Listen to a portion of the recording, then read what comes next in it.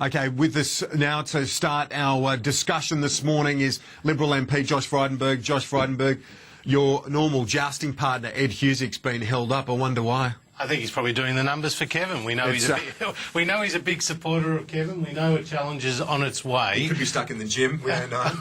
I think he wishes that. The thing about Ed is he's pinned his colours to the mast, and he's a Kevin man, and so is half the Labor caucus. So I think it will be very interesting in the coming days. How important is it for Tony Abbott to try and appear above the fray? It's clearly what he was doing this morning in that news conference. Well, the key point for the coalition is it doesn't matter who's leading the Labor Party. It's still the Labor Party's bad record in government. And let's not forget Kevin Rudd. He gave us the carbon tax. He said climate change was the greatest moral challenge of our time.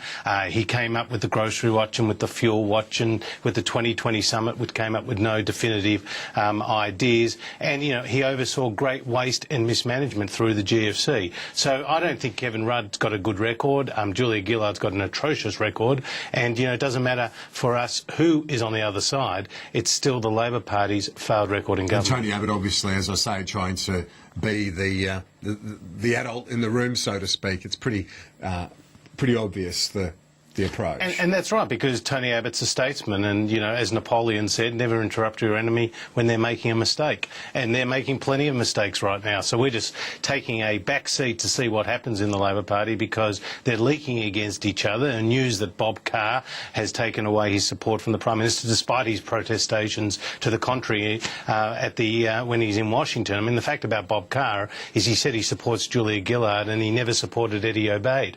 I think Bob Carr's got his lines mixed up there, and so the fact that Bob Carr, Mark Butler, senior members like that of the Cabinet have withdrawn their support from the Prime Minister is a sign of things to come. Now, we saw that clash yesterday at the end of question time, during question time, when Julia Gillard said, apparently, and then we had to withdraw the comment that Tony, the misogynist, is back, and Christopher Pyne made reacted very strongly. He subsequently was thrown out of the Parliament. Unfairly. Was that an overreaction from him? Oh, absolutely not. I mean, the fact is the Prime Minister is in a desperate position, and these false allegations of misogyny, completely discredited in recent months, again rise to the surface when the Prime Minister is under the greatest amount of pressure. So I think this is just a sign of Labor's desperate tactics. They'll do anything to sully the reputation of Tony Abbott because they don't want to talk about policy. I mean, let's talk about the media bills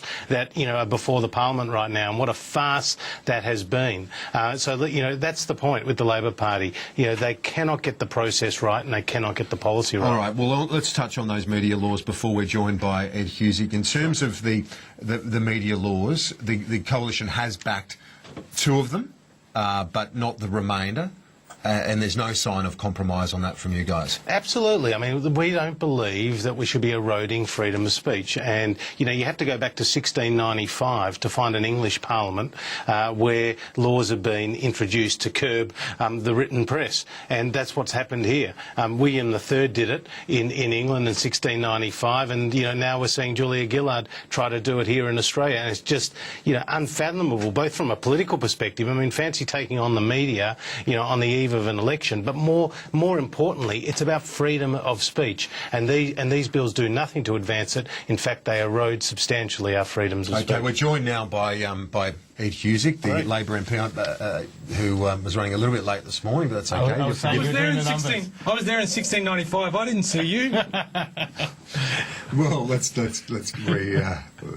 replough some turf here that Josh and I have covered. Yeah, I'm sure you're sounds like it. We've been going over 400 years of history on AM Agenda. Beats that, anyone else? You don't miss anything here. No, Okay, well, let's go through. How was Kevin, by the way? I don't know. Oh, right. Well, you seem to know more about him than I do. You're always talking about him. What about the third option, Simon Crane? Look, you told me we were talking about Kanye and Kim, so I thought, or Kardashian. So I'm, you might as well just put it all in there. It's all speculation at this point. So. Okay, well, but the Bob Carr has said that he's denied that suggestion yesterday that he had shifted support. Do you believe that? Well, he's made that statement. He's saying that he doesn't, that he's disputed those comments, and so be it. Whatever happens this week, Does there need to be a focus on healing within the Labor Party? Because quite clearly at the moment things are diabolical. Well, we've been focused on a number of things to try and get reforms through and get things done, particularly in terms of the type of things that affect my local area, be it from healthcare to education, and I think that's what we've got to focus on. I think, I get all sorts of calls from people suggesting all sorts of things are happening, and it's bizarre, the type of things that are being claimed. So there's no necessarily connection to reality or truth, so, you just get on with your job. What about the report? Phil Curry says that some senior Gillard supporters saying that the momentum has shifted to Rudd and that there's only a handful of votes in it. And it's hard to see, one of them says, how she can hold on to the leadership. Well, I don't know who Phil Curry's spoken to. I don't know, that's Phil to report. But like I said, there have been a number of things that get said to me by journalists that beg a belief, in terms of what they've heard. I, a few weeks ago, got contacted with a suggestion that as I was leaving Canberra, I was driving along Lake George, that there'd be a caucus meeting the next day. I mean, and that's not, please, I don't want, journos getting uptight about me saying that. I'm making more the point about, that the way it is, the speculation, stuff feeds off itself that doesn't necessarily have it's not tethered to reality. What about the Tony the misogynist is back comment yesterday? What did you think of that?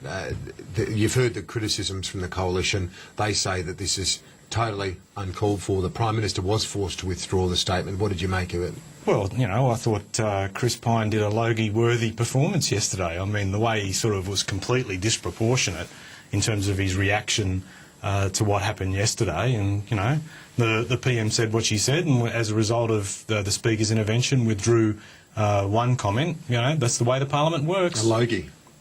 A Logie is... Do you reckon it was a Logie? Gold or silver? Suggesting a bit of theatrics. I think it was an appropriate from Mr. response Pine. from a very effective manager of opposition business, and the fact that the Prime Minister used those comments, was forced to withdraw it, showed that how desperate her position is. I mean, why would you revert to such tactics other than to try to deflect attention from problems on your own side? I mean, let's talk about the media bills. You've basically alienated every segment of the community, plus all the major media proprietors with these bills, and you'll do nothing to advance freedom of speech. Well, I always do enjoy hearing you guys talk about freedom of speech, given your track record. But, you talked about healing and you talked about the need to make things work. I do give credit to the Coalition in terms of support that was provided to get the two pieces of legislation through yesterday. I think it was important, particularly in terms of content, seeing more Australian content, and I think we need to work through the rest. I certainly understand, that there's a wide range of views on this, some of which I think have been the fervour that's been applied to them has been something else. What we have said is that we're happy for self-regulation to occur, but where it falls down, that there should be some other recourse. But the way that that's been interpreted has been it's been simply astounding. But we just need to work through these things step by step. Simon Crean was very critical of the process yesterday. Publicly critical. And John Fitzgibbon for a as well. cabinet minister. It was quite fascinating to hear him say that without good process you don't get good outcomes. Saying it in a very public sphere with about 5 cameras in front of him. Well, you can't push for a diversity of views and then block them within your own caucus, and I don't think that's necessarily been the case. But I think Simon's no Robinson Crusoe. I think there'd be others that would have preferred things to be done differently. I'm one of those people, but we're at where we're at, and we just got to work through it. Well, how differently? What do you mean by that? Well, I just think as Simon was saying yesterday, in terms of the process, it would have been better to take this in a different way. But at any rate, we're here where we're at. So we're just presented with a take it or leave it proposition, given the Parliament just a few days. I mean, you've been sitting on these so-called reforms for more than a year now, up to 2 years, and you're giving the Parliament 4 days to talk about it. I think Malcolm Turnbull made the valid point in saying that... Geez, now you've got me going when you say Malcolm has a valid point. Well, he made... Well, I'll put the I'll points see the rest here. of the sentence first. We played the comment at the start of the show where Malcolm Turnbull said Australia's media laws are being drafted by Peter Slipper, Craig Thompson, Bob Catter and Stephen Conroy last night in terms of the negotiations. Oh, I love that. That's where the negotiations are at, though, But aren't the they? thing is that... With the cross Promenade bench. and band. but the thing is, when they do it, when they're trying to negotiate, when they killed off the Malaysia agreement last year, well, then that was Parliament working, and that was democracy, having its way. But when we're working with the crossbenchers to make things happen, then that is, some sort of distortion. I mean, I'd rather let's go back and talk about the 1600s again. That was a lot more relevant. 1695 was it? I apologise. William III.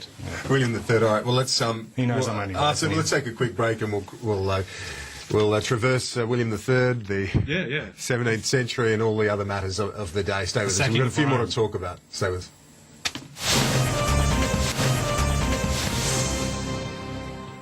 This is AM Agenda. Thanks for being with us. With me this morning, Ed Husic and Josh Frydenberg. I want to look at now at Richard Torbay being dumped by the Nat, someone who's putting his hand up for the candidacy for the National Party in the seat of New England is Senator Barnaby Joyce. Let's have a quick listen to what he had to say this morning.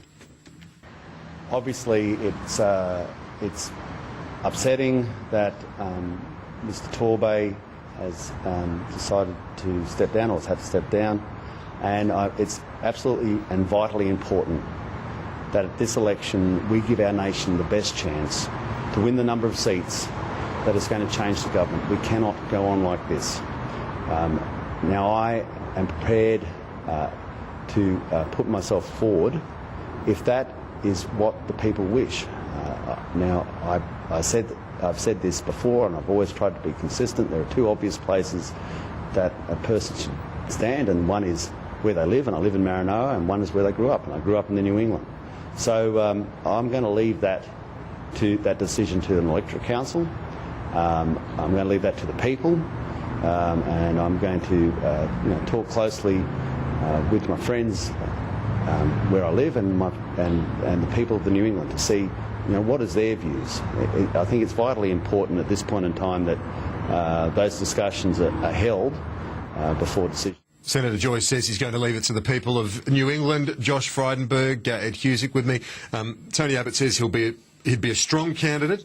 Warren Truss only saying that he'd be one of 4 candidates, not saying he's the front runner. What's going on there? Is he threatened by Barnaby? Absolutely not, and I think Barnaby is a very senior member of Tony Abbott's team, and I think he has a lot to offer New England. In fact, Barnaby Joyce would be a new start for New England, because by voting for Tony Windsor, you're effectively voting for the Labor government. And Barnaby grew up in that area, has a lot of support in that area, and is a terrific member of the coalition team. So I wish him all the best in a pre-selection. But at the end of the day, that's up to the members of the National Party. Messy for the coalition, though, in a very important seat, to have someone pre-selected. He was meant to bring you swings of 10, 12%, now dumped for no reason, given no reason by the Nat. Kieran, this is a glass half full. I mean, if we now get Barnaby Joyce in New England, what a great fill-up that is for the National Party and for the coalition. No Warren Truss feeling a bit vulnerable or threatened? Absolutely not. Warren he says is that the leader of the national... national... say that he's the front runner, he's national Senate leader. Warren has an obligation to spell out that it's an open pre-selection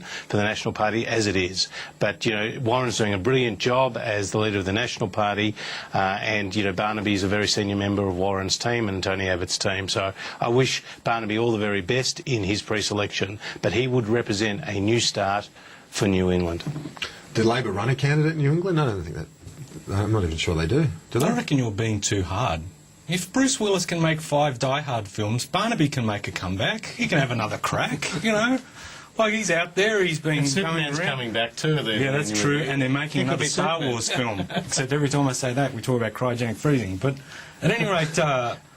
you prefer ABBA? No, well, what's interesting is that, Richard Torbay was being touted as a terrific candidate, outstanding were the words that Tony Abbott said. And as always, these changes get made. You never get explained. We had last week's front page of the Northern Territory News, Croc bites Chief Minister. He goes after a phone call. He's in Japan and he's gone. Ted Baillieu, gone. And there's nothing happening. Gone. And there's nothing happening with the Prime Ministership at all. Yes, Julia Gillard, gone. But I just love the way that they all sweep it along. We have no idea why Richard Torbay's gone. Why won't you cough up? There aren't any crocs in New England. Well, you never know. They migrate. You've been watching too many horror movies, mate.